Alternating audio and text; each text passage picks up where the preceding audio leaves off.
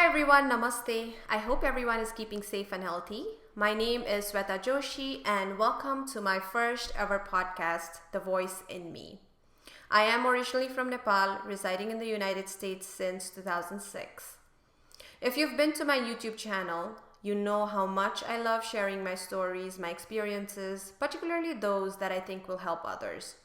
So I thought of doing so through podcast, and we'll see how that goes. Today, I am going to be talking about motherhood.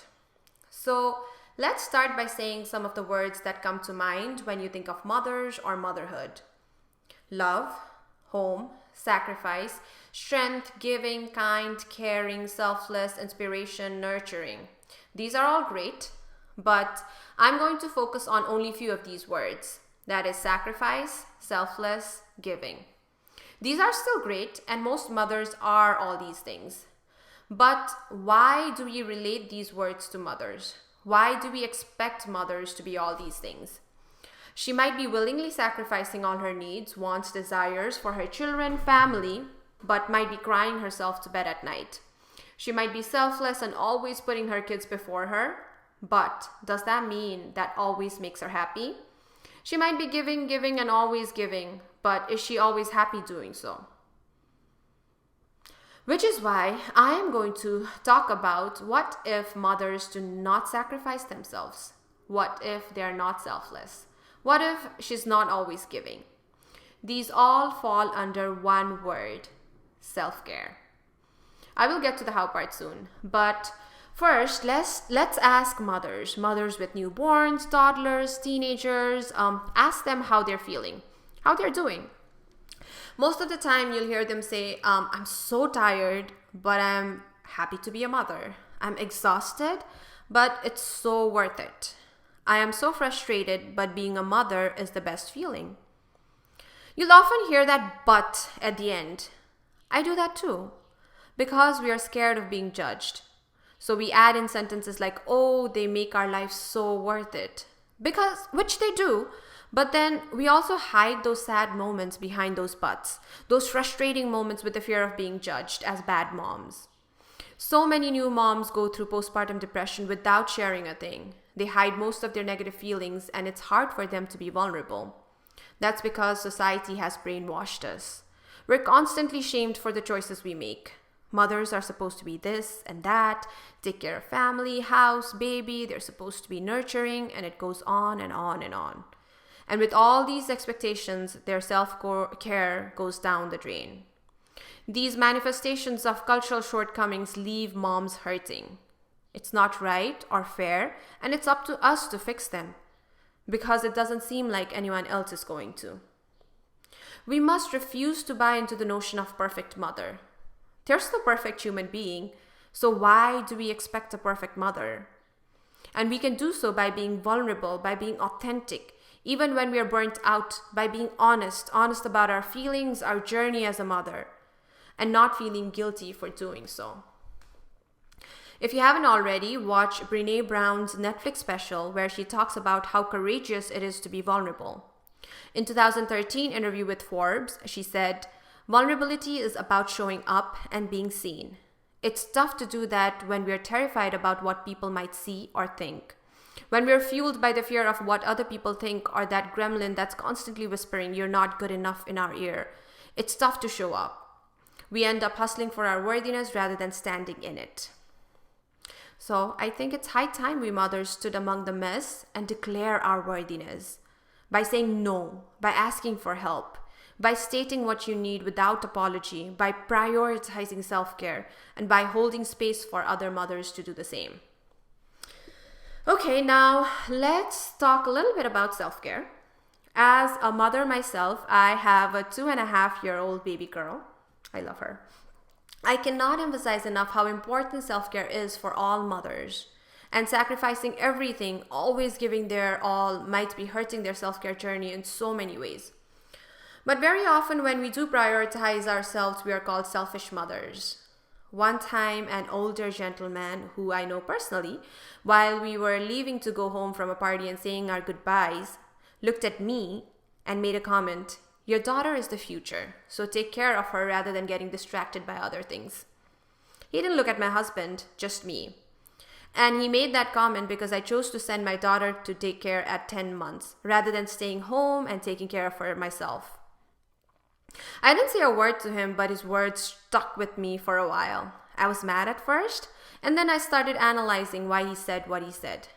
I can't say for sure, but I think his comment, getting distracted by other things, possibly meant me working full time or me continuing to follow my passion for dance and travel even after becoming a mother.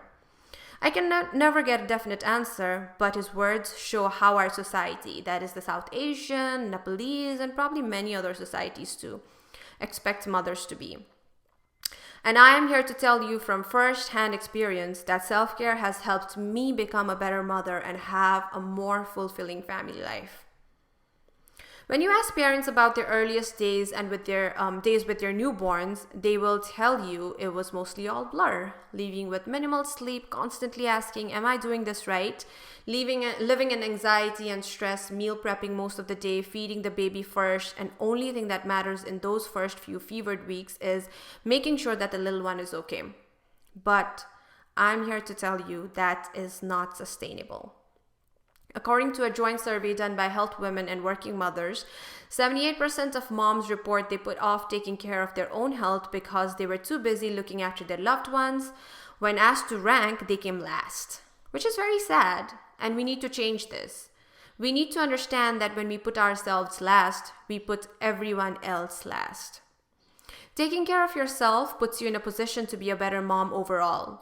If you spend all day preparing veggies or preparing 6 different meals for pickier older kids while scarfing junk food in the wee hours, you are going to feel tired, hungry, and foggy in the morning, which means you're not going to have the energy for anything else.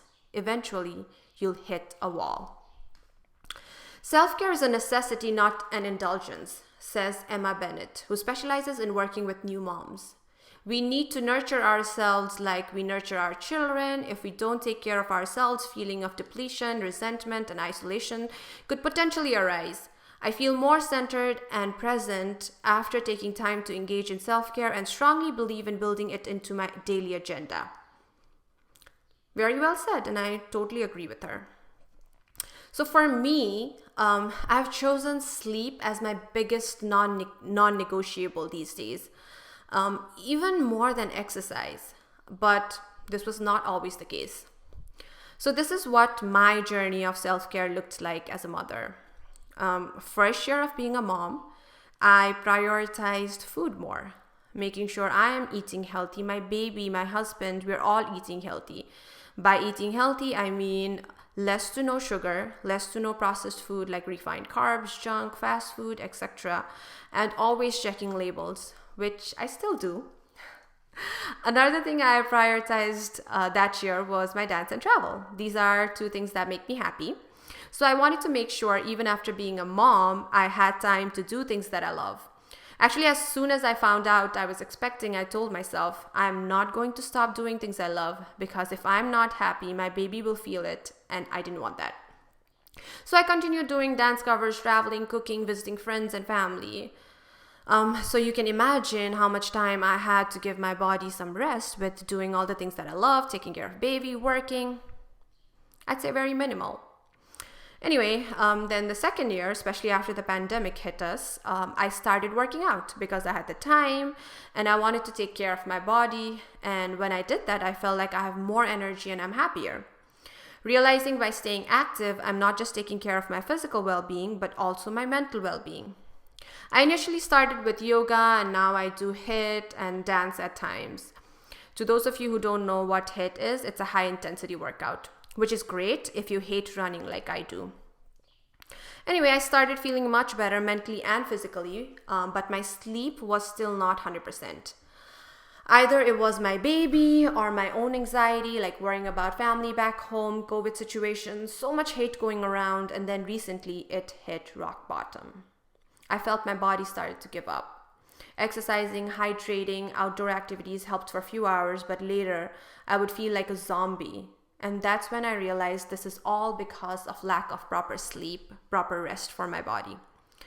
So then I started doing some research on sleep, which is always how it starts. Once I realize something, I do a bunch of research on that topic until I'm fully satisfied. So I did the same. I started watching videos, joining work meetings about prioritizing sleep, how to sleep better. Then I started following certain routine. Like now I do breathing exercises, meditate. I still need to work on meditation, but at least I've started. And no screen time an hour before going to bed, reading a book instead, or reading to my baby, and drinking sleep tea, calming herbal teas like tulsi tea, chamomile tea, and any other herbal teas. And that has really helped me sleep better. There are still nights where I don't sleep full 6 to 8 hours, but it's much better than before. And that has brought about a big positive change in my life. So now I put sleep on top of my list, which probably was at the bottom before. Especially because you train your mind that as soon as you become a parent, you will not sleep enough, which is true, but that doesn't mean you don't prioritize it. Like naps can help. Just closing your eyes and resting can also make a big difference. Resting when baby is sleeping, napping. I never ever napped when my baby was napping. And that's not okay. I wish I had someone tell me your body will give up eventually. This is not okay. Instead, I constantly heard everyone say, oh, this is normal, this is parenthood. But like they say, better late than never. So now sleep is the gas for my tank. What puts me in position to clearly see everything else that needs to be done. So healthy food, exercise, sleep, and doing things that I love to do has helped me take care of myself as a mother. I really believe taking care of myself sets a good example for my daughter. Our children, they look to us and how we treat ourselves. This goes for many things, how we speak to ourselves, how we treat our bodies, how we value our time.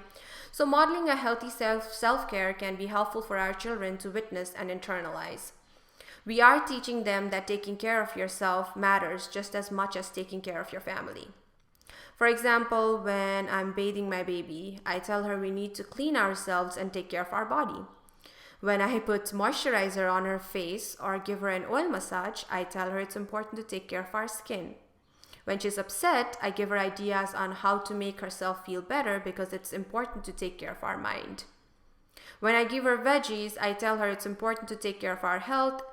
And maybe she doesn't understand all of these completely, which is okay. But I can feel it that she's subconsciously soaking it all in, which will come handy later in her life. I mean, I must try, right? Because at the end of the day, I don't want to raise a daughter who puts herself last and does not believe she deserves her own me time to spend however she wants. Lastly, I do want to say, please normalize mothers who prioritize themselves. Normalize mothers who continue doing things they love after having kids. Normalize mothers who wants to work full time after becoming a mother. Normalize mothers who wants to stay home and take care of their kids full time. Normalize mothers who are in the journey of self-care. With that, I am going to end my podcast and give a big shout out to all mothers out there who are doing their best in their own ways to raise a good human being. We see you and we appreciate you. Thank you for listening to me, and I hope to see you on my next podcast. Namaste.